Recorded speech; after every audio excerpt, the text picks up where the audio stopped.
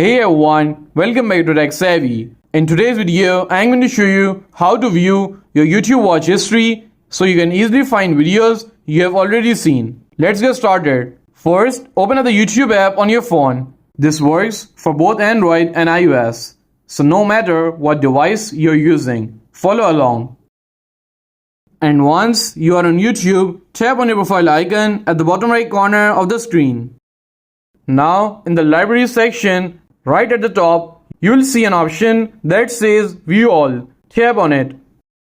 And it will bring up all the videos you have watched recently. You can tap any video to rewatch it instantly. If you are looking for a specific video, you can also use the search bar at the top to search within your watch history. Just type in keywords from the video title and it will pop up right up. And if you want to clear your watch history, just tap the three dots at the top right corner of the history page and choose Clear Watch History and tap on Clear Watch History.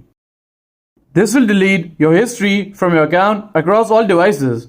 And that's it. Now you know how to find all the videos you have watched on YouTube. If you found this video helpful, please give it a thumbs up and don't forget to subscribe to Tech Savvy for more helpful content.